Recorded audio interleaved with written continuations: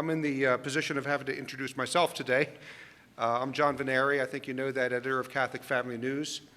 And the topic of my talk is the new barbarians and the assault on the family.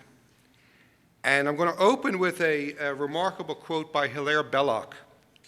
Belloc says, "The barbarian hopes, and this is the mark of him, that he can have his cake and eat it too. He will consume what civilization has slowly produced after generations of selection, generations of selection and effort, but he will not be at pains to replace such goods, nor indeed has he a comprehension of the virtue that have brought them into being. Discipline to him seems irrational, on which account he is ever marveling that civilization should have offended him with priests and soldiers. In a word, the barbarian is discoverable everywhere in this, that he cannot make, that he can befog and destroy. He cannot sustain, and of every barbarian into the decline of peril of every civilization, exactly this is true." Okay, so this is what we see now, the spirit of decline and destruction at work in and against the family itself. Now, we could have an entire weekend conference on this theme alone, the assault on the family, and there's lots of things that we could talk about. We could talk about divorce, cohabitation, contraception, abortion, the rise of the homosexual element. Look at it for a lot of aspects, but I'm going to focus on. Oh gosh, I've got some pages. I've got some pages missing. Anyway, I'm going to focus on an aspect that deserves attention, and that is what is called the teenager and the teen culture. When I say this from the beginning, I want to make it very clear that this is not in any way an attack or an assault or a criticism of young people themselves. What I'm talking about is the structure, the whole teenage culture, which is relatively new in history. It's really new since the beginning of the 20th century. And we're going to take a look at where this teenage culture came from and how it is spreading and perpetuated, and the fact that it is something new in history that we should at least step back and look at. The author, Taylor Caldwell, she was born in England in 1900. She could read Shakespeare at the age of 6. She came with her family to America in 1907, and she wrote of what she saw in the United States regarding her years as an adolescent, and she wrote that in a 1971 book called Growing Up Tough. She said, "In America of those days, there was no time to be a teenager or to have adolescent turmoils. None of my schoolmates ended up on welfare rolls even during the Great Depression, nor were any of them criminals, murderers, or whiners. Our parents, even in America before the Depression, had been tough, perhaps not as tough as mine, but all happily tough enough." Okay, so there was a time in America, in North America, not that long ago, when we didn't have this thing called a teenager. So where did this new creation come from? Well, first of all, as we're going to see, teenager is basically a Madison Avenue term. The first time it was used was sometime in the early 1940s as a Madison Avenue term in advertising. Now, the phenomenon that we know as teenager arose in around 1930, and even before the term teenager had been coined. And this is interesting. The main component in establishing the teenager and teenage culture was the establishment of the public co-ed high school. Now, high schools themselves are a relatively new invention, recent. The first high school in the United States was in Boston, founded in 1821. Other high schools started to pop up as well. There were not many of them at the time. Relatively few people attended, and many of the students who started high school, didn't finish. And those who entered high school were considered somewhat of an elite. And I'm going to discuss a little later the 19th century American high school. That's rather amazing. Right? But anyway, then comes the Great Depression of 1929, and all this starts to change. Most men of what we will call teen years were already in the workforce in 1929. My grandfather, for example, born in 1903, born in Italy in 1903, comes to the United States, and he got married at age 19. But by the time he got married at age 19, he already had 7 years of work under his belt. But with the Depression, we see the job market bottoms out. It was nearly impossible to find work, and these young people were forced into the classroom in much greater numbers. One of the reasons why was to get the unemployment numbers down, so the unemployment numbers didn't look as bad as they really were. So by 1936, 65% of American adolescents were in high school, and this was an all-time high in that point. Prior to 1929, only about 25% attended high schools, and these public high schools, of course, were co-ed, at least in the United States, because the single-gender high school had been declared unconstitutional in 1893. Then in 1935, we have President Franklin Delano Roosevelt establishing what was called the National Youth Association. And this was with the intention of getting as many youngsters into high school as possible. Now, what you're going to see, what I'm going to mention probably more than once, is most of the research done on this, and what I'm going to be quoting, are not Catholic sources. They are secular sources. Secular writers, secular thinkers, secular sociologists, secular commentators who are stepping back and saying, let's take a look at what's happened here. Let's take a look at what we've allowed to develop. One such secular author, Grace Palladino, she does not have the Catholic worldview, believe me, but she writes of the consequences of the sudden rise of the number of adolescents now going to high school. Here's what she says. She says, quote, "In the process, adolescents had become an age group and not just a wealthy social class, a shift that helped to create the idea of a separate teenage generation.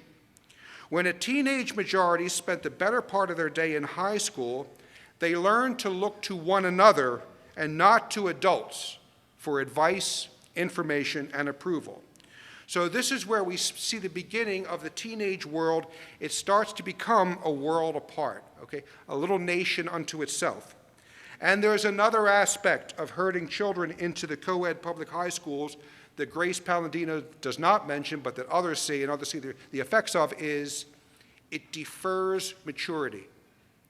It defers maturity. Also, by 1929, the whole purpose of the high school had changed from the original vision of the high school in the 19th century. The first high school in the United States was, as I said, Boston English Classical School, established in 1821. It was later called the Boston English High School. Its declared aim was, I'm quoting now, "to give a child an education that shall fit him for an active life and shall serve as a foundation for eminence in his profession, whether mercantile or mechanic."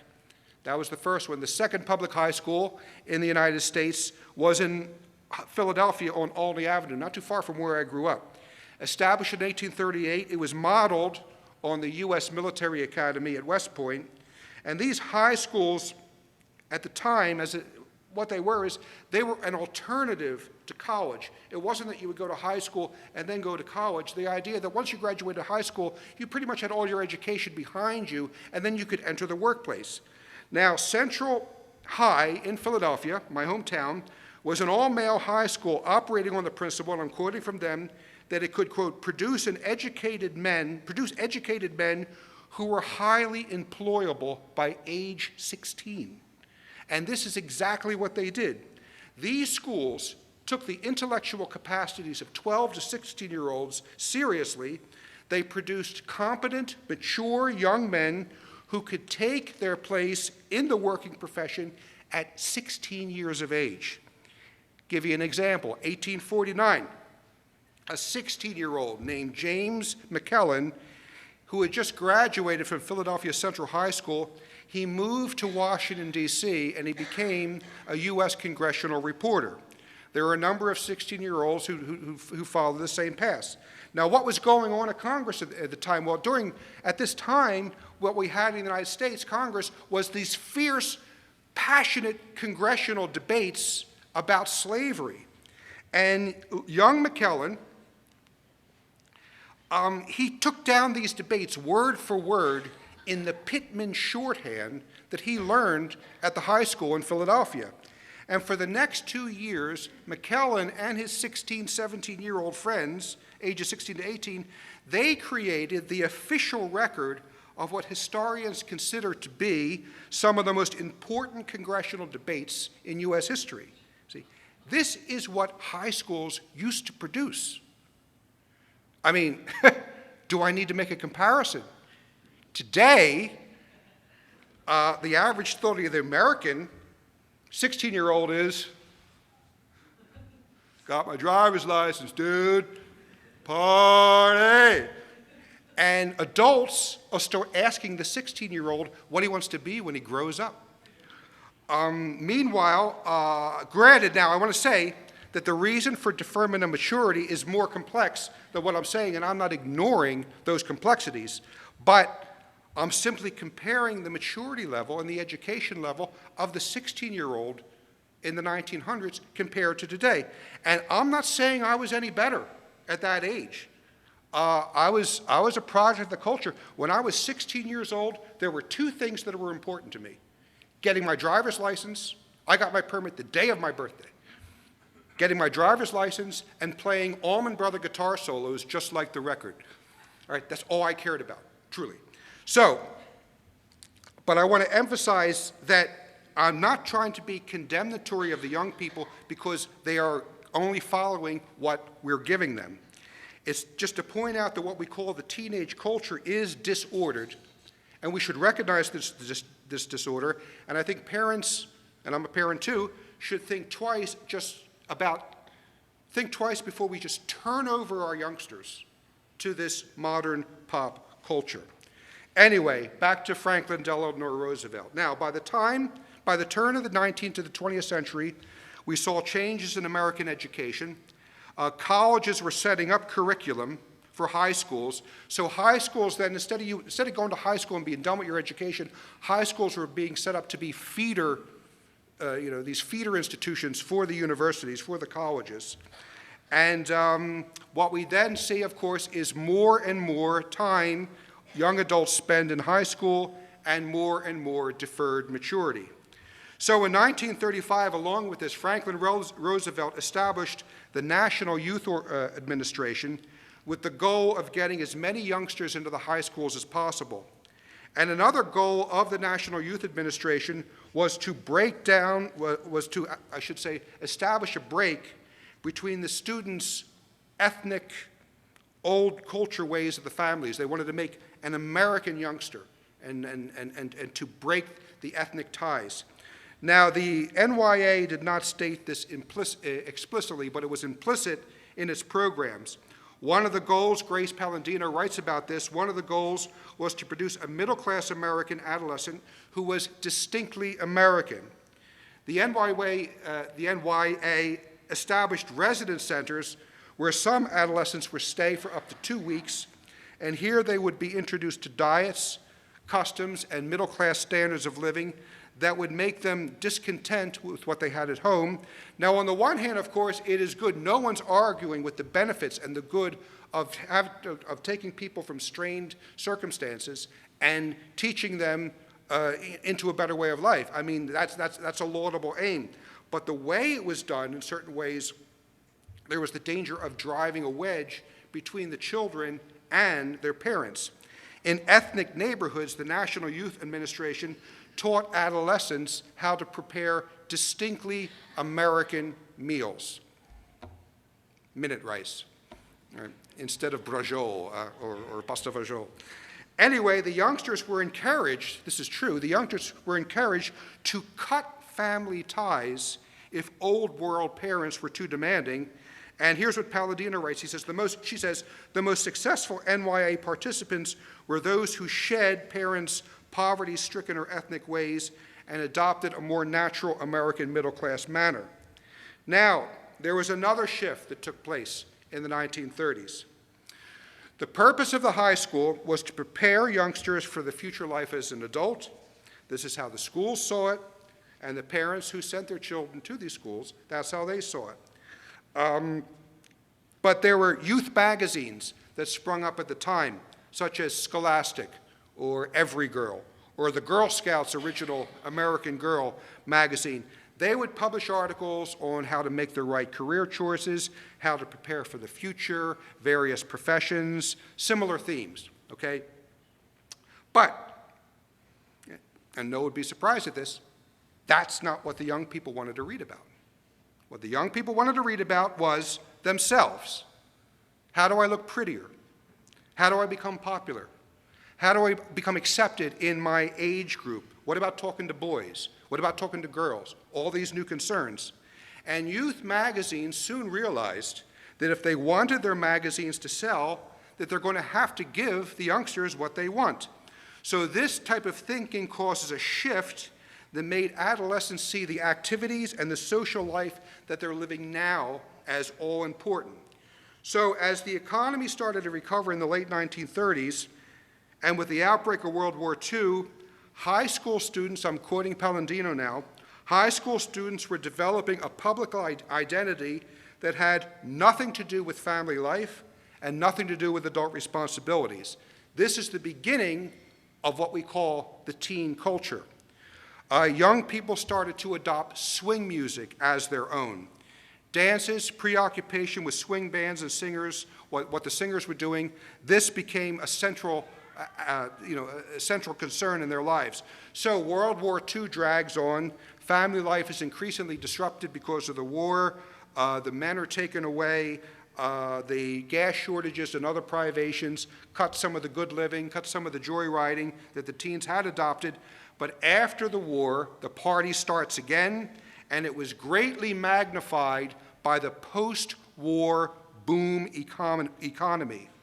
And it was at this point, right after World War II, that corporate America began to take notice that teen culture was a golden opportunity to make millions of dollars by marketing directly to teens.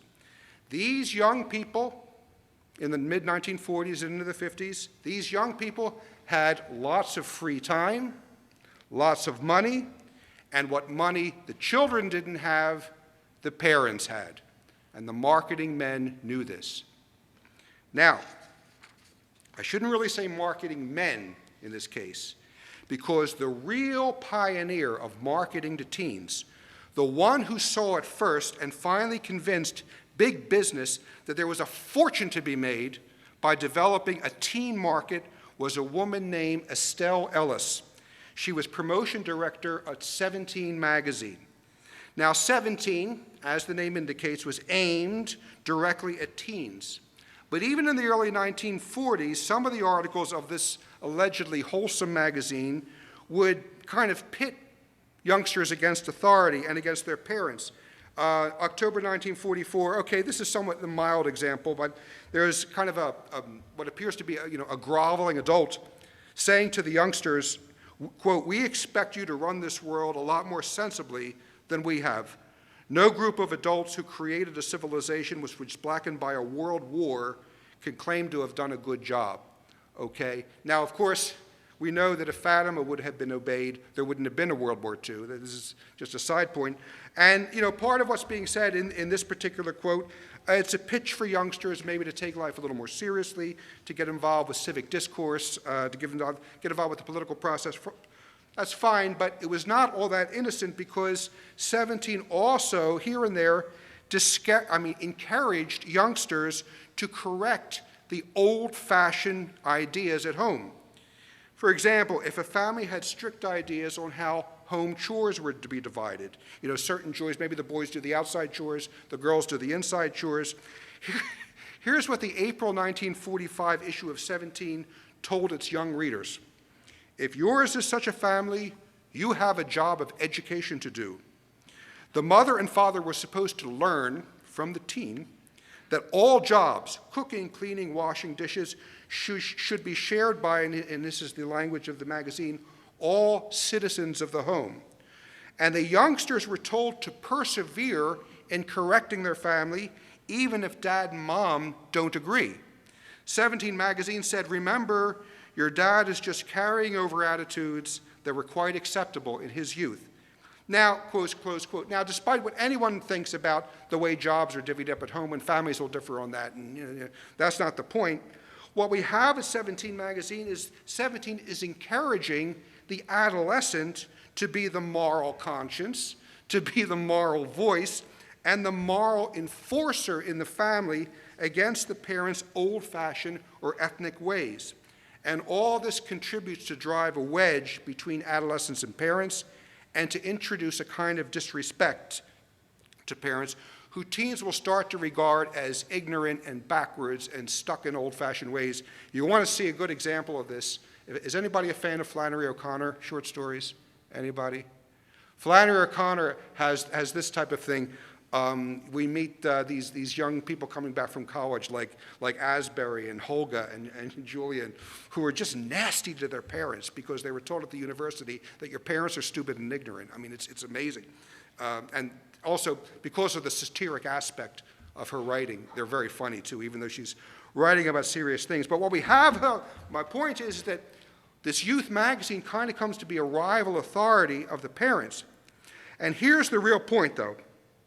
Estelle Ellis from 17 magazine was the first to recognize that the teenage market is an untapped gold mine for corporate America, and she had a hard time making the business magnates see this, and how she did it is a fascinating story. It's just amazing. This is unique. 17 magazine hired the professional research team of Benson & Benson of Princeton, New Jersey, to survey its subscribers to learn their tastes, to learn about their families, to learn what products they buy. And I'm telling you, this type of direct surveying and market research to this young age group was never done before in history. It had never been done before. Estelle Ellis, in a 2003 interview in the Journal of American Culture, she says it was like discovering a whole new, a whole new nation, a whole new world. But the real success of this marketing research was the way that the data was presented. She did not, her final report was not one of these bland corporate reports. 65% of the people that we, the youngsters, the young women that we surveyed use Irish soap, and 35 use cashmere bouquet, and and the graphs and pie charts and all those painfully boring things. Sorry to any accountants out there, but no stodgy graphs or pie charts. No, Estelle Ellis, excuse me, packaged and published the data in the form of a market survey called Life with Tina. That was the name of the market survey, Life with Tina. Tina was spelled T-E-E-N-A, Tina. And she created this fictional character, Tina, who is a kind of every girl in the United States. So rather than a market survey with graphs and pie charts, you're getting a little story. You're getting a little story that you can read about Tina. And the, excuse me, and the market survey says, Tina has money of her own, and Tina has money of her own to spend, and what her allowance in pin money earnings won't buy, her parents can be counted on to supply. For our girl, Tina will not take no for an answer when she sees something she wants in 17. And the market survey had a slogan, which was, Tina means business. Don't pass her by. Now at the time, I'm sorry, I'm okay. At the time, marketers recognized that Tina was an average American girl who was probably going to get married shortly after high school. So the type of products and brand names that Miss Tina buys as a teenager, Mrs. Tina will buy as a married woman, okay? So this was a means of establishing product loyalty. The survey noted that Tina influences what her parents will buy in the home, what her teenage friends will buy. She influences what movie the boyfriend will take her to, and she'll have plenty to buy for herself. Young Tina was an advertiser's dream, and the promoters recognized this.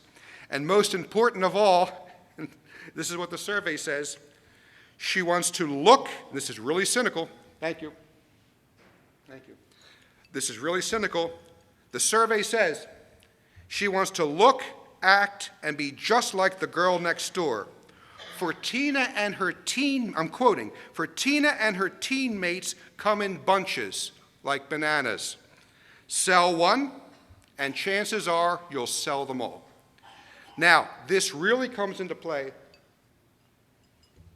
with the creation of rock and roll. Unlike swing music, which was music originally intended for adults, quality big band music, okay? It was intended for adults that the youngsters, of course, picked up and made their own. Rock and roll from the beginning was music for teenagers. The entire marketing strategy was aimed directly at teens, including, the sweaters and the boots and the lunch pails and the hairpins or the hairstyles, everything that goes along with it. Now, rock and roll immediately became big business, marketing its wares to a target audience that had, again, lots of free time, lots of money, and the money that teens didn't have, that parents had. So this only intensifies the teen culture as a world apart, a life of dating, increased promiscuity, rebellion, disrespect for authority, dancing, and more deferred maturity. So much of what created the teenager and teen culture was actually artificially generated, this is one of the points I'm making, was artificially generated by the movie industry and the record companies and other groups who were determined to make millions of dollars from the teen culture. In 1955, with the advent of rock and roll, teenagers accounted for 80% of the nation's record sales. 80%. Tina means business, and the record companies recognized it. Don't pass her by. Now, of course, one of the main reasons this paganized teen culture was able to spread through North America and United States, I'll just speak for my country, and it was allowed to end up to be a gold mine for businesses and corporations, is the fact that America has no national religion.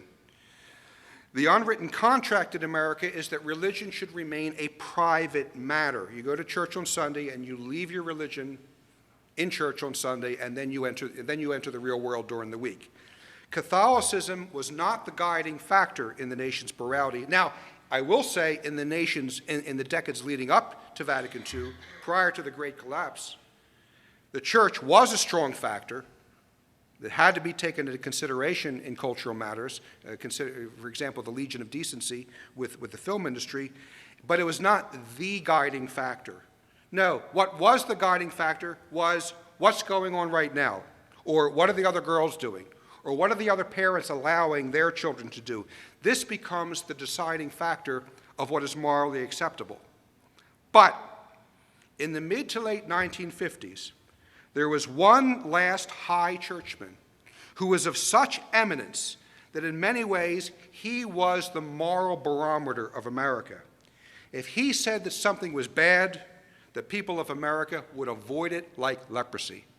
And if he said something was good, the people of America, most people in the nation, would line up and scoop it in. And the name of this eminent American moral voice was Ed Sullivan. And it was Ed Sullivan who told us that Elvis Presley was okay, and it was Ed Sullivan who told us that rock and roll was okay. Now, Elvis Presley's style of dance and performance combined with this heavy beat-driven music that is designed to inflame the lower passions, they were considered really, he was such a shock when he came out, and when rock and roll came out, he was considered so immoral, actually, that television, I think most of you know this, they wouldn't show Elvis's, they would only film him from the waist up. They wouldn't show his hips. There's a Spike Jones routine where they had at the time where they did a TV show where they showed that their guest was Elvis's hips. It was very funny. They just had this cutout, but they would only show him from the waist up, and But by the mid-1950s, what's happened? Elvis is becoming enormously popular. Teenagers loved him. Parents found him outrageous, provocative. They'd never seen anything like it. And, it's funny to talk about this because Elvis is tame compared to what's out there now, but this is the beginning of this revolution. But anyway, Ed Sullivan refused to have Elvis Presley on his program because he was considered so provocative. But what happened, Steve Allen, who had a rival time slot to Sullivan, he welcomed Elvis on his show. So Sullivan saw that he was losing ratings, losing money, so he offered Elvis $50,000 for 3 performances on his program. So Elvis cleans up his act so as not to look so much like a rebel without a cause, and Sullivan introduced Elvis to the nation as a hard-working singer.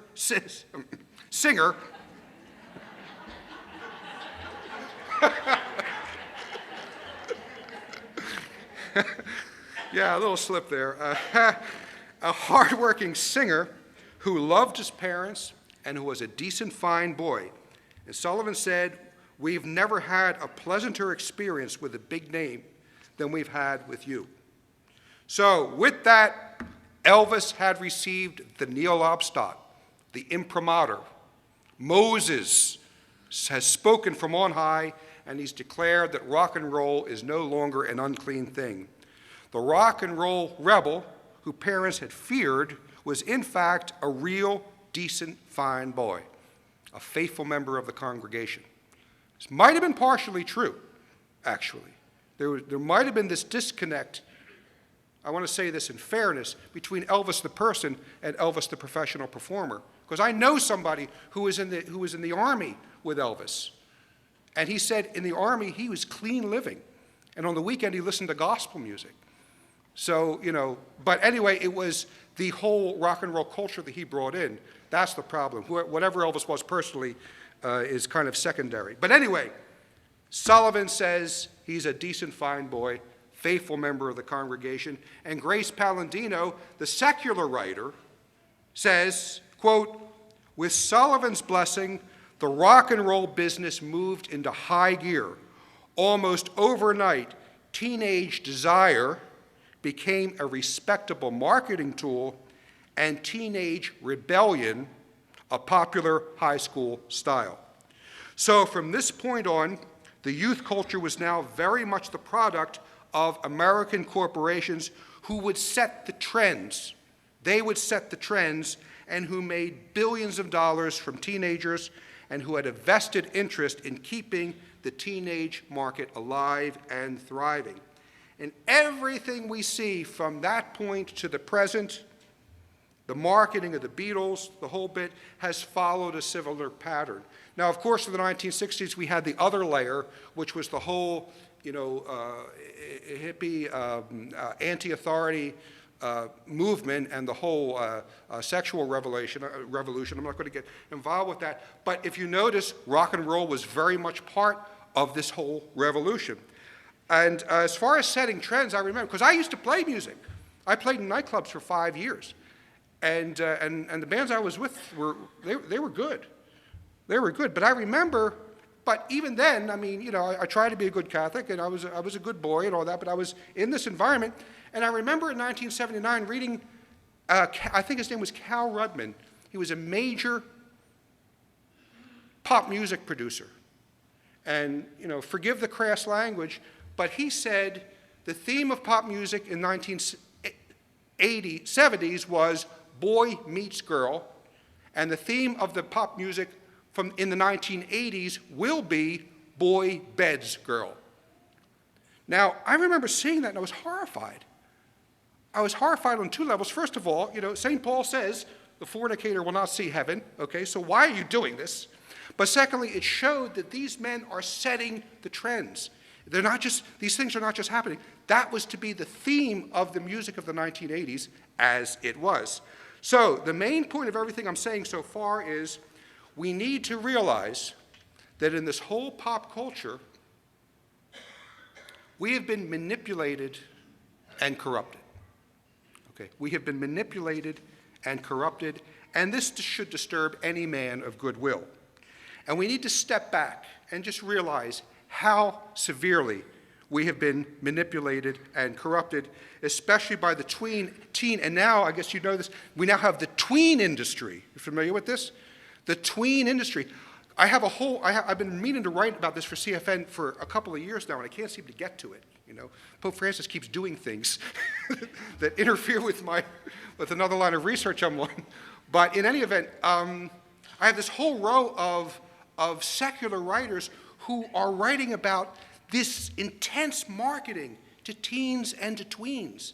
And these are secular people saying, this is disordered.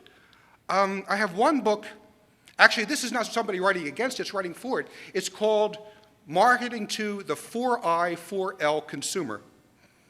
4 eyes, 4L, 4 legs. And it's a whole marketing strategy to market directly to the mother and the child. It's a way of marketing. I have another book called So Sexy, So Soon. And it is this whole, and this is a writer who's disturbed at it, this whole intense marketing to tweens, to ages 8 to 11, to dress them up like streetwalkers. And so we just have to watch this, and as I said, not turn our children over to it. Today, of course, as I said, I had been talking about the 40s and 50s, everything is immeasurably worse. After 50 years of teenage culture, primarily formed by rock and roll, it has become increasingly more degenerate, and that the most basic natural morality is thrown to the wind. This is a very important point. With all this happening and all this,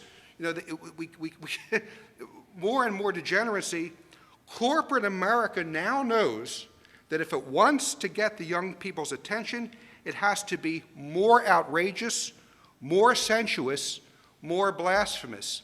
Madonna is no accident. Lady Gaga is no accident. Miley Cyrus, that pathetic creature, is no accident. This is a direct marketing strategy of the pop music industry itself, because it's got to grab the attention of the people, of the youngsters.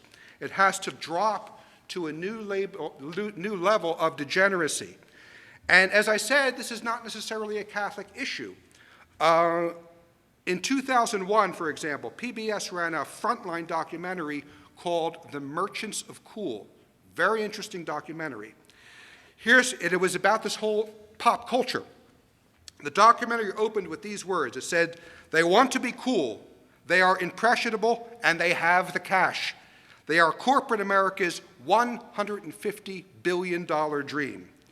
Now, the document showed how many corporations study children, as one writer said, like laboratory rats, in order to sell them billions of dollars of merchandise by tempting, degrading, and corrupting them. This is a secular documentary.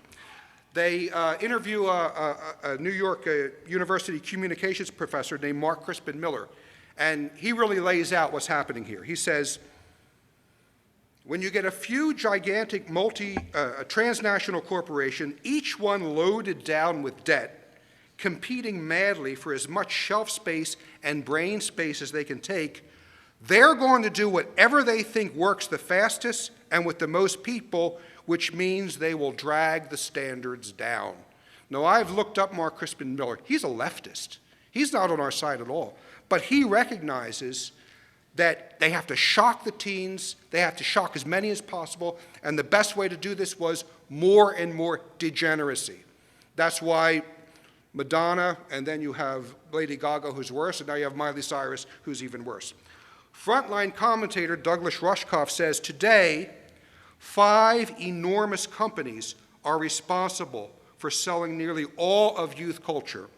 They are the true merchants of cool: Rupert Murdoch's News Corp, Disney, Viacom, Universal Vivendi, and AOL Time Warner. These conglomerates sell 90% of the music in the United States, own all the film studios, all the major TV networks, as well as every single commercial cable channel. They are all competing for our youngsters' money, and this is true. They even send spies into young people's groups in order to gauge what the teens are thinking, what they're looking for, in order that they can market and create things appropriately. This is detailed in a book called Branded, The Buying and Selling of the Teenager. Now, what we have too is we have the world of MTV. MTV. Now, someone I know calls it moronic television, but if it was just morons, it would be safe, you know. But this is beyond.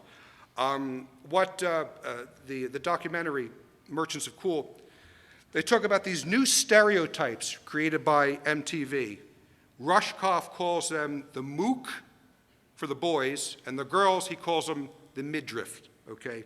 Now, the mook is a teenage boy, and they show scenes from this. In some ways, I don't recommend it, but they show scenes from these scenes of MTV. The mook is the teenage boy who is crude, loud, obnoxious, unspeakably obscene, and in your face. And he's now broadcast all over the medium. And Rushkoff says there is no mook in nature. He is a creation designed to capitalize on the testosterone-driven madness of the adolescent. Now, you have teenage boys, you know, that's what they're like. They crash heads, hey, Bill, you're ugly, you know. And they've taken that, and that's okay, you know, it's kind of funny, really, but they've taken that and they've pushed it to this unspeakably moronic, obscene character. The document says, the mook is perhaps Viacom's most bankable creation. Our young people love him. Once programmers discovered his knack with teenage boys, they replicate him across the length and breadth of their empire. Now, the girls are dragged down as well, but you're not going to drag down girls with acting like morons. No. The new girl that's created by MTV is called the midriff. He says, the midriff is no more true to life than the mook. If he is arrested in adolescence, in other words, he never grows up, she is prematurely adult. If he doesn't care what people think of him, she is consumed by appearance. If his things is crudeness, hers is sex. The midriff is really just a collection of the same old sexual cliches, but repackaged as a new kind of female empowerment. I am midriff. Hear me roar. I am a sexual object, but I'm proud of it. And of course, it's a little dated by now, but who do they show here is a music video of Britney Spears. And what is the music video? She is a Catholic high school girl in a short, very provocative Catholic high school uniform doing a dance in a Catholic high school hallway with the lockers, and they're all girls, they're singing a song, and what they're singing is, I'm not that innocent. Okay? This is what's being pumped into our youngsters. And even Douglas Rushkoff says that this teaches young girls, your body is your best asset, flaunt it, even if you don't understand it.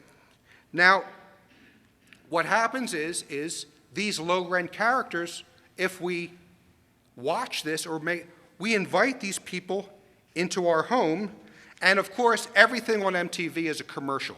No matter what you see, it's a commercial. Now, in talking about this too, I don't want to just talk about the financial rewards and the whole corporate greed that's operating, though it's a very real aspect.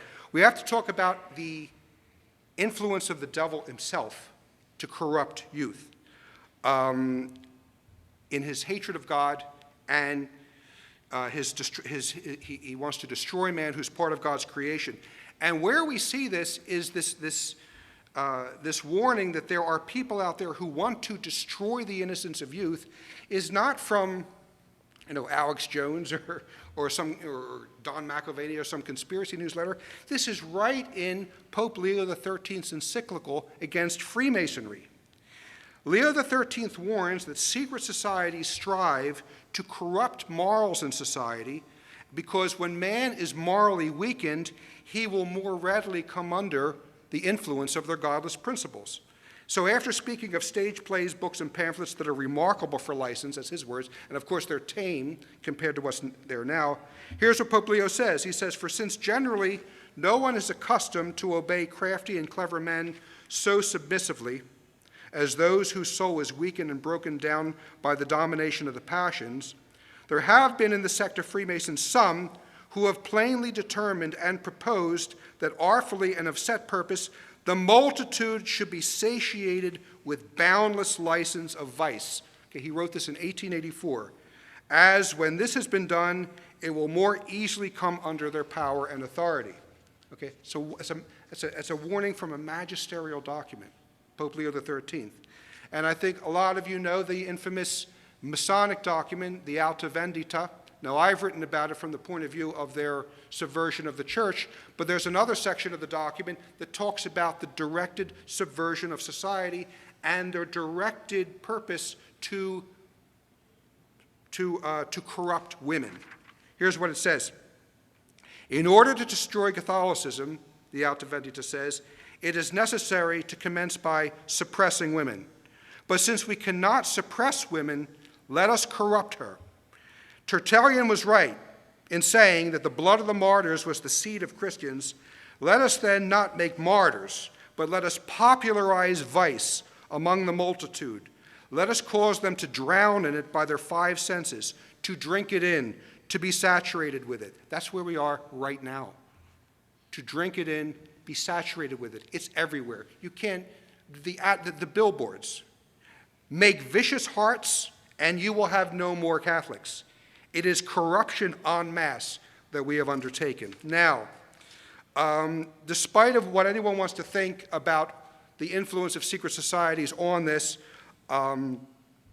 we cannot deny that this widespread degeneracy called for by the secret societies exists, and it is increasingly through pop music, Hollywood, MTV, and other like-minded mediums. And also, I want to stress again, I'm not saying, this is not in any way an attack on young people or a criticism of young people, and I'm not saying that young adults were not always mischievous. We find this mischievous spoken of in literature throughout the ages. Shakespeare, The Winter's Tale, probably my favorite Shakespeare play, The Winter's Tale. The shepherd laments, he says, I would that there were no age between 10 and 3 and 20, or that youth would sleep out the rest. For there's nothing in between but getting wenches with child, wronging the ancientry, stealing and fighting. Hark you now, would any but these boiled brains of 19 and 2 and 20 hunt in this weather? They have scared away 2 of my best sheep, which I fear the wolf will find sooner than the master. Okay? Those of this age group are always mischievous, full of animal passion, as it were, and a lot of frivolousness. Okay, that's always been the case. Anybody a fan of P.G. Wodehouse here? Does anyone read? No P.G. Wodehouse fans? Oh my. Okay, yeah. Lawrence says yes, but P.G. Wodehouse. It's about these vapid young English aristocrats, magnificently written, uproariously funny. And one of the aunts of this vapid, there's Bertie Wooster, who is the Jeeves and Wooster. That's what P.G. Wodehouse created. And so Bertie Wooster is this vapid aristocrat, very funny. But you have Aunt Delia. Now, his aunt is this large, robust, boisterous character. And here's what she says in the 1920s about the modern young man.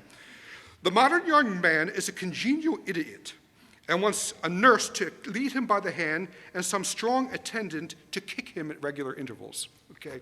So that is her. So we've always had this certain amount of wildness, frivolousness inherent in adolescents and young adults. And, no one is denying these, what you could be called the basic animal energies of youth.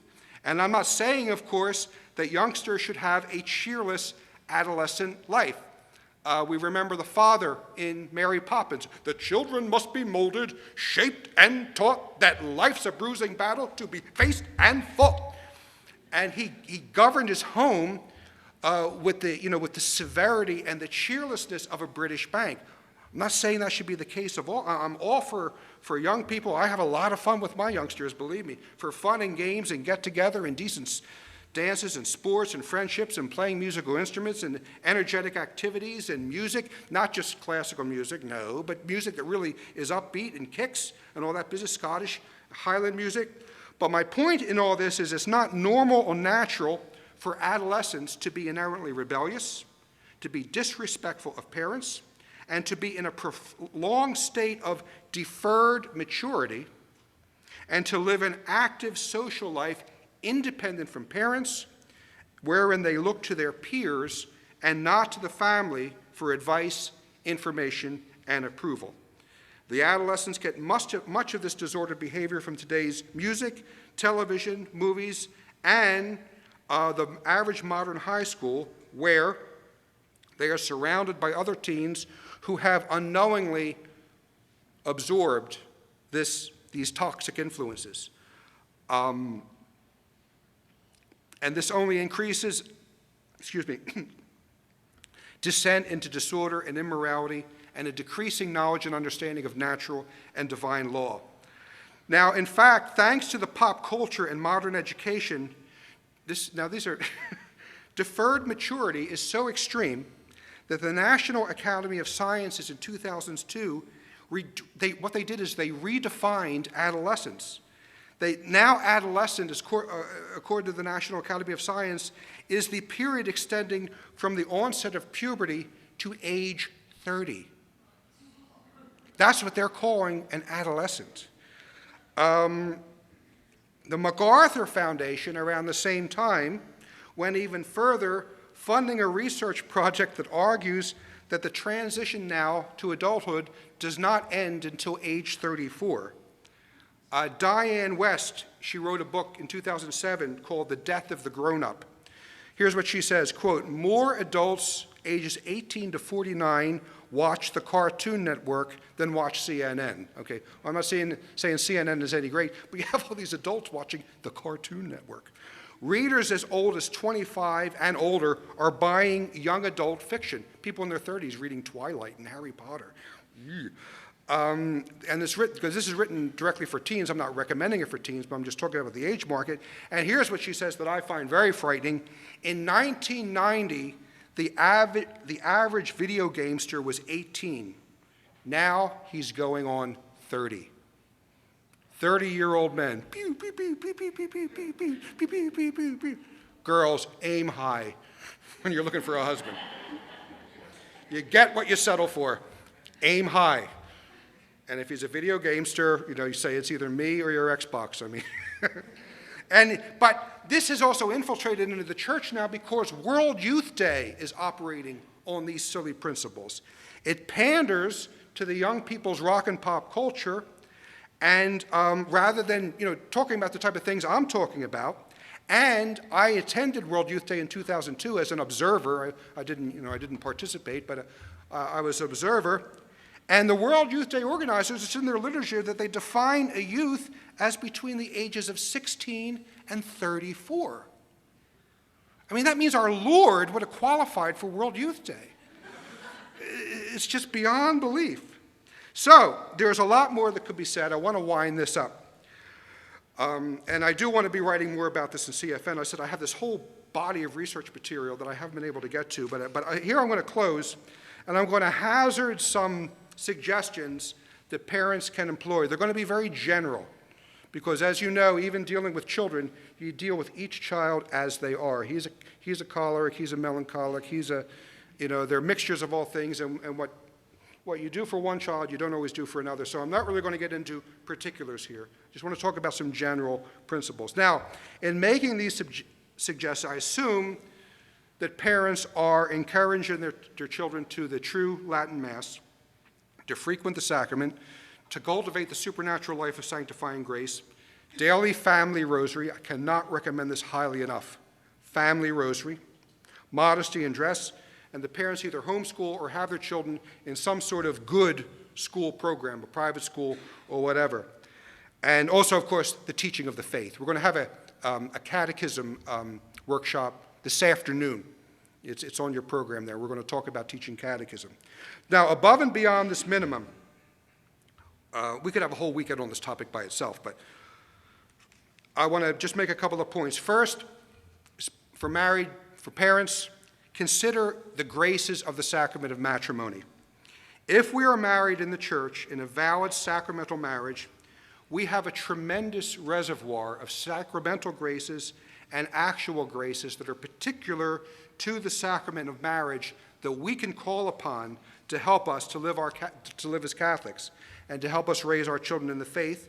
and to give us the strength to withdraw as much as we can. I'm not saying build a wall around the house, but that causes more harm than good, but to withdraw as much as possible from the pop culture.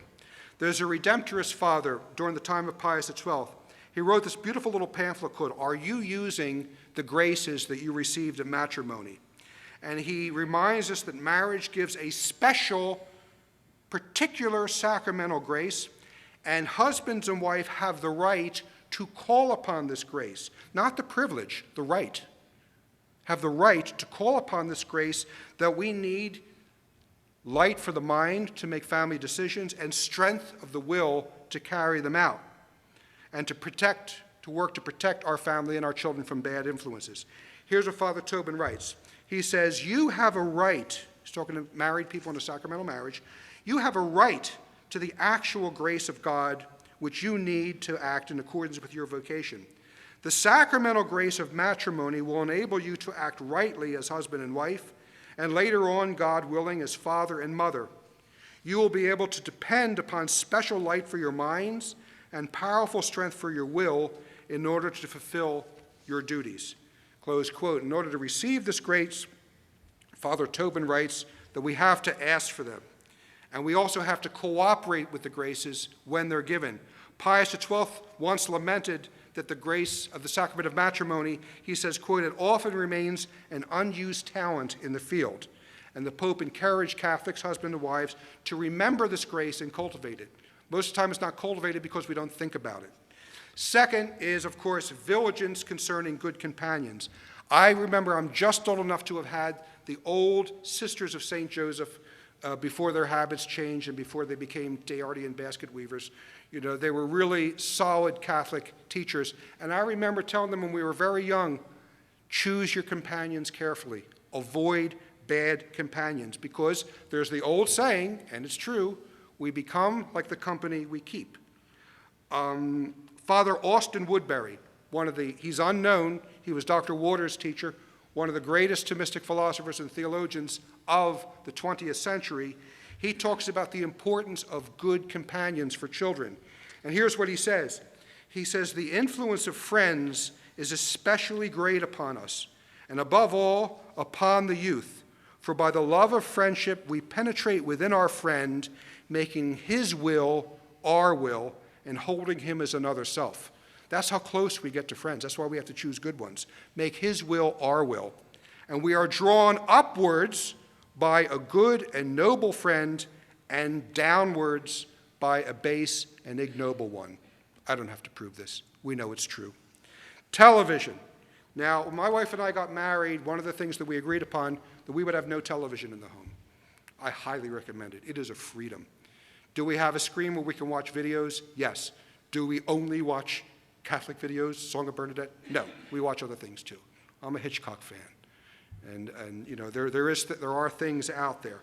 But one of the reasons, of course, is if you remember, we talked about bad companions. Well, these TV sitcoms that are on, usually the children are just rude little twerps, rude little monsters, and you don't want them in your home. Do you want Snooki in your home? Everybody know who she is? Good. Those who don't, good. The Jersey Shore creatures. So profane, so crude, so immoral, MTV, that Snooki and the Jersey Shore creatures started to wear Abercrombie and Fitch? They started to wear Abercrombie and Fitch products. Now, Abercrombie and Fitch have a rather sensual marketing campaign. When you see them, it's young people, and you know, it has a very strong, it's humid with sensuality.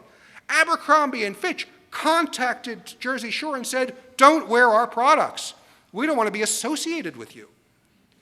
I know of a classical music group. This is, you know, I say there's no such thing as a safe place. A classical music ensemble, and they had a Halloween night. It was around 2011. And the daughter came home and said to her father, "Dad, who's Snooki?"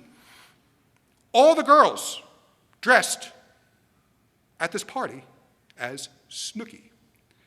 See the influence that's there. And that's what I say, keep it out. You don't want snooky in your home. You don't want people like that in your home. So anyway, of course, another major concern is the internet.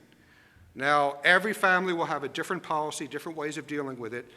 Some families, they have one internet location centrally located, that you're never alone in your room with your monitor. Other places have Wi-Fi. If you do have Wi-Fi and you have young people, I would at least caution, turn it off overnight. Don't have that Wi-Fi going. Establish a curfew. Because the internet's a wonderful thing, but also there's access to things that could ruin a young man, ruin a young girl for life. And of course, rock music. I don't think rock music, this is just me speaking, I can't tell anybody what to do. I don't think rock music should be the soundtrack of our home. The proper order of music is melody, harmony, and rhythm, and they should be in that proper order, okay? And melody appeals to the intellect. Harmony appeals to the heart. Those old, harmony love songs, and we feel our hearts start, ooh, that's so nice. It appeals to the emotions, it appeals to the heart, and rhythm corresponds to the lower passions. We see the proper order when a man is standing up. The intellect should govern the heart, and the intellect and the heart should govern the lower passions and not the other way around.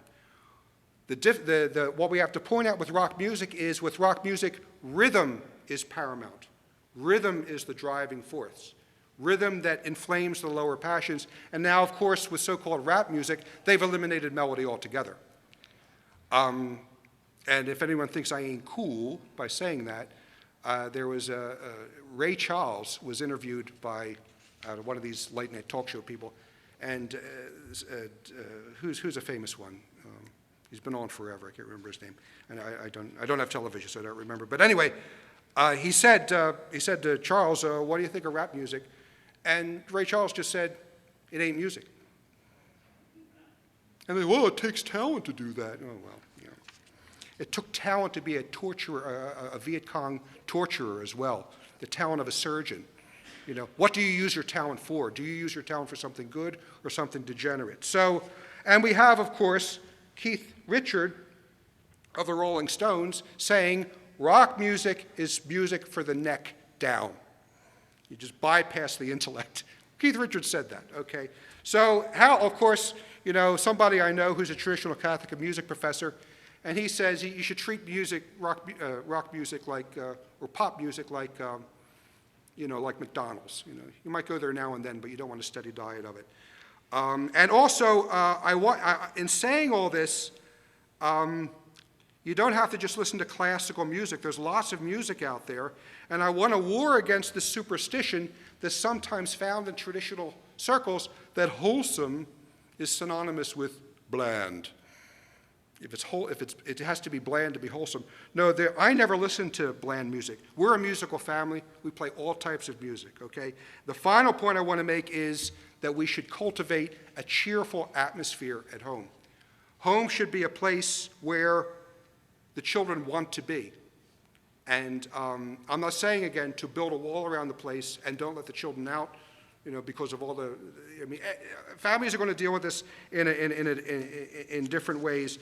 But I think the most important thing is that the home should be a fun atmosphere. I'm not saying a lax atmosphere, but a fun atmosphere where the children are loved and where the family intercommunicates. I know of families that never eat together. They never eat together. We have to restore eating together, table manners, where to put your napkin. All these things are part of culturally growing our families. So anyway, I'm getting into particulars. I didn't really want to do that. I just want to close here because I think I might have exceeded my time. So we see that modern pop culture is pagan, degenerate, artificial. It corresponds to what I said in the beginning about the new barbarian, that he can only destroy, he can only tear down, he cannot build. And for over 50 years, we have been manipulated and corrupted by the Estelle Ellises and by the merchants of cool. And, you have to ask the question, why is it that every movie has to have a bad scene? Why is it that practically every movie has to have bad language? If you were making a movie and you knew young people were going to see it, would you do that? You wouldn't do it. Why do these people do it? Why do they insist on that corruption? So, the traditional Latin Mass is not enough. Homeschooling, private schooling is not enough. In order to protect our youngsters, it's necessary to, as much as we can, to withdraw from the popular culture, and parents should think twice before allowing their children to become products of this teenage pop culture, which can really end up to be, and we've seen it, this pop culture can end up to be the greatest influence on their lives, and the pop culture is, right now, the product of the new barbarism. So thank you for your attention.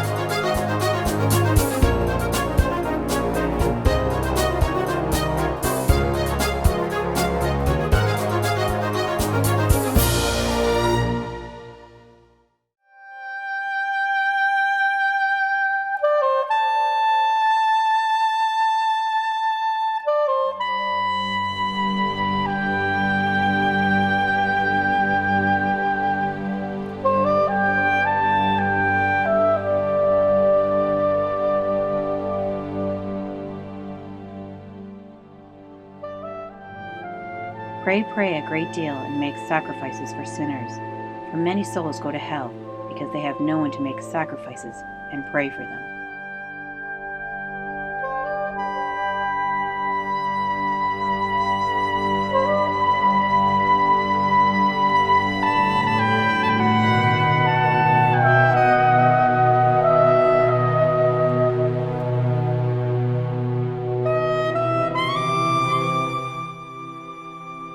Our Lord said to Sister Lucia of Fatima,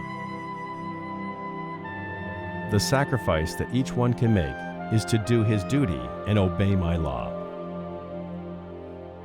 That is the form of penance I now demand."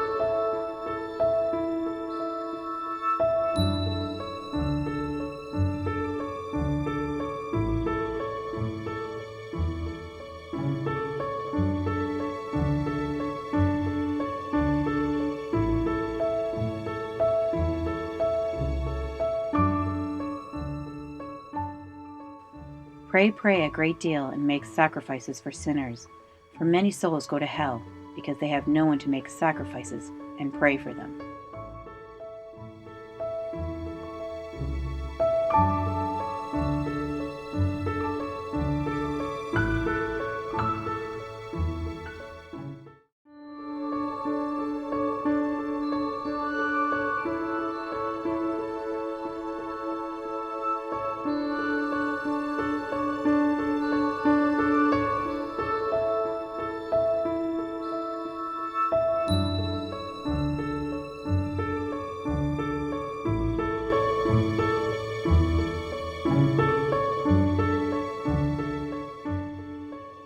I have come to warn the faithful to amend their lives and ask pardon for their sins. They must not continue to offend our Lord, who is already deeply offended.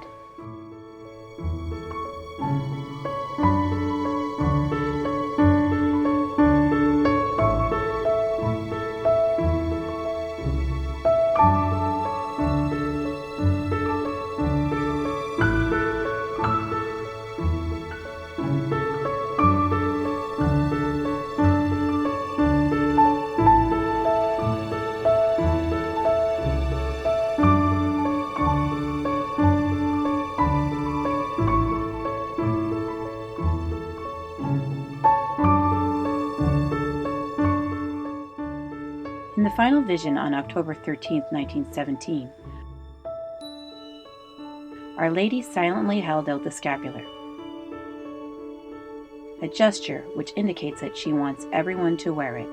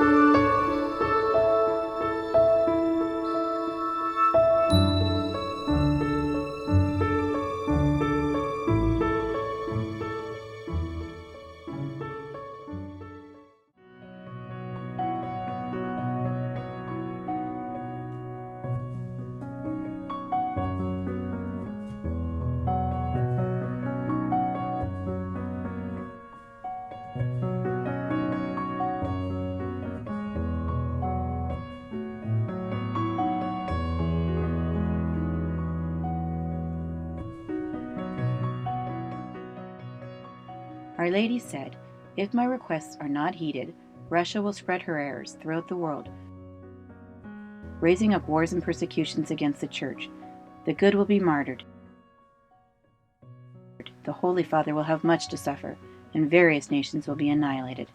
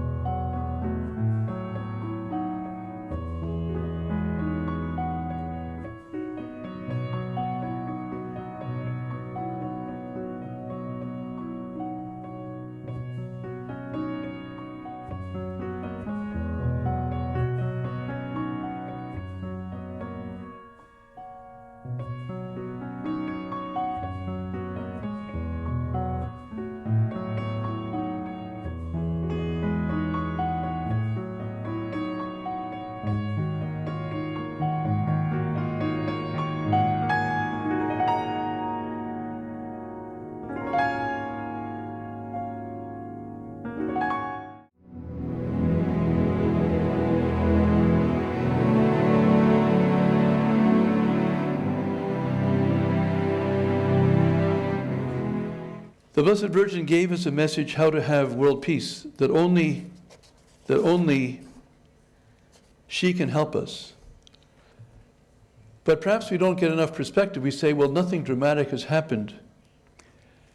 And it's because our commentators, our newspapers, our editor writers, the people that we really pay attention to, the people that speak on television, in the mainstream press and so forth, people who are under the pay of the enemy often, have yet to point out to us that since we have despised Our Lady's message as the human family, we've despised it, there have been 1,686,570,000 violent deaths as a direct result of ignoring Our Lady of Fatima.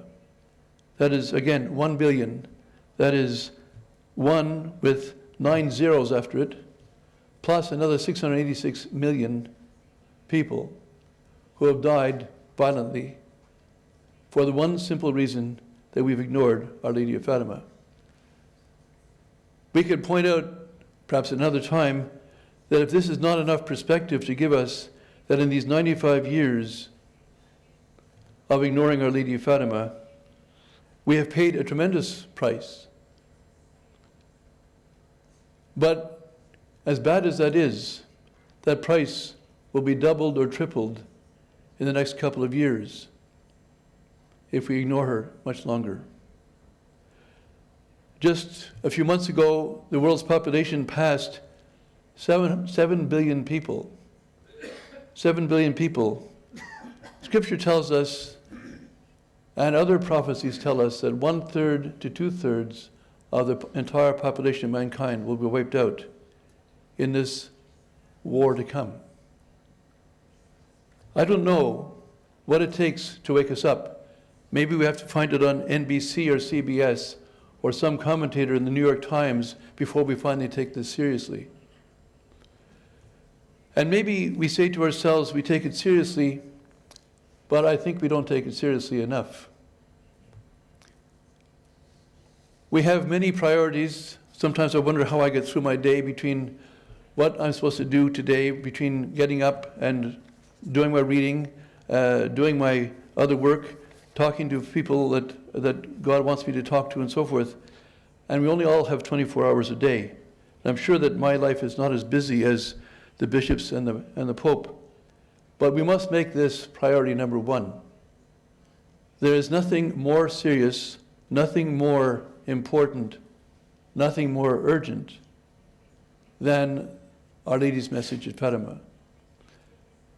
And this is something that I don't know how to say. I remember getting a letter from an older bishop many years ago. I think he was in Ottawa. And he said to me basically in his letter, Father Gruner, if you would not raise your voice so much, if you would not yell at us, we might start paying attention to you. And I wrote back to him and I said, I appreciate very much your interest and your concern and your advice. Now, if you can tell me how I can do that any better than what I'm doing and get the attention, I'd be very happy to do it. I hate yelling at people. I hate raising my voice, and I hate trying to draw attention to myself. But there's no other way around on this message. If there's something more important, and certainly yesterday we were in this March for Life here in Rome, and the number of people that are killed by abortion since about 1975, by the statistics we looked up, is about 1,300,000 people. And by war, there's another 78 million people. And then by government murder, not only in Russia and China, but other parts of the world, 238 million people. These are catastrophic, and they lead us to think that we are, as Pope Pius XII, St. Pius X said, that we are in the days just before the coming of the Antichrist. These things that are happening to us, which Pope Benedict, when he was Cardinal Ratzinger, said, that refer to this Fatima message is found in sacred scripture, that we are living the times of the apocalypse. And although we can be distracted with everything from daily newspapers to new movies or whatever else it is that entertains us, these things are happening around us, and they're happening every day. And they're happening in such a way that how can we deny that we're living in, if it's not the apocalypse, if it is not the time coming before the Antichrist, it is the best, shall we say, preview or event which the world has never seen before. Just looking at the Catholic Church, for example, the only other time in church history that comes close to this time is the Arian crisis, when 90% of the bishops were Arian. And there was only about 3 or 4 bishops who actually stood up. And the greatest of them all, St. Athanasius, was actually excommunicated by the Pope in 357 AD. Now, he wasn't really excommunicated because, as the Church has always recognized, as St. Thomas points out, that law is not something that just the legislator says. Law is the ordination of reason. It is for the common good. And as the Church law to this day points out, that no one can be punished if he doesn't commit a crime. So because Athanasius was standing up for the faith, because he was defending the faith, which was his duty to do, he could not be punished even if the Pope pronounced a sentence of excommunication. In fact, Liberius regretted his action, but Liberius is the first pope not to be canonized from the time of St. Peter to the year 357. It's well for us to remember then that we need not be afraid of the judgments of men if we are on the right side of God. It's a principle that we need to keep in mind. We also have to understand that prophecy is a function in the church. It's a function that will never go away. It's a function that must be respected, just as the apostolic offices must be respected. As St. Paul tells us in Ephesians, the church is built upon the foundation of the apostles and the prophets, not just the apostles. The role of prophecy is essential. Scripture tells us that we must not extinguish the Spirit. We must not despise prophecy, but we must test all things and hold fast that which is good. So that is why I've promoted the message of Fatima, not only because it's unique among all the messages, but of course it's been approved by the Church. As Father Joseph St. Marie pointed out here in Rome, he's the one who wrote the speech for the Pope in 1982 when he went to Fatima. Father Joseph St. Marie points out that it is the role of the hierarchy to judge, to test whether the prophet speaks the truth. But once the hierarchy recognizes that the message comes from God, then the Pope himself and the bishops are bound to obey, not the prophet, but God who speaks through the prophet to them. That obligation is primordial. That is not for us to say, I'm telling the Pope what to do. No, but Our Lady of Fatima is telling him what to do. All I do is explain what it means. I answer the objections of theologians or others who haven't had the time to think about it. So when we get back to 1917, Our Lady comes. She comes and gives a message to show mankind the way to peace. She was asked, she was insisted that she come. She comes and she explains. And then for the next 95 years, we basically ignore her. So our Lord himself, in 1931, explained to the Pope and the bishops a lesson from history. He said, make it known to my ministers, given they follow the example of the King of France, in delaying the execution of my command, like the King of France, they will follow him into misfortune. What is that example he's talking about, the King of France? On the 17th of June, to the very day, the 17th of June, 1689, our Lord spoke to St. Margaret Mary and told her to tell the King of France to consecrate France to the Sacred Heart. Now the kings of France, there were 3 of them from that day, all ignored St. Margaret Mary's prophecy and our Lord's command through St. Margaret Mary. Even during her lifetime, St. Margaret Mary was known as a saint. She was well hidden, but her reputation for sanctity was well known among her contemporaries. And so, for them to ignore this, they paid with their lives. On the 17th of June, 1789, that's 100 years later to the day, the King of France was stripped of his authority by the Third Estate. 3 weeks later, the French Revolution, the storming of the Bastille. On the 20th or 21st of January, 1994, his head was cut off by the soldiers of the Revolution. And our Lord makes reference to this and says, "Make it known to my ministers, given they follow the example of the King of France, in delaying the execution of my command, like him, they will follow him into misfortune." Up until now, basically, the popes and the bishops around him have ignored, have delayed, have had one excuse after another. I think I've heard them all. And as we've had proven at these conferences before, none of those excuses really hold water. There is really no excuse for not doing it. However, that is not their choice up to now. And so we have a choice here. Of course, none of us are the Pope. None of us can command the Pope. Only he has the authority to command in the church himself or others, all the rest of the church. But we are not without resources. We will talk about this in another conference. But it's not just for the Pope. As the Pope himself, speaking at Fatima 2 years ago, said, what is foretold in the secret is the passion of the church. And yes, there's a persecution of the Pope, but the Pope is within the church. And so it's not just the Pope that suffers the passion coming up, but it is the church also.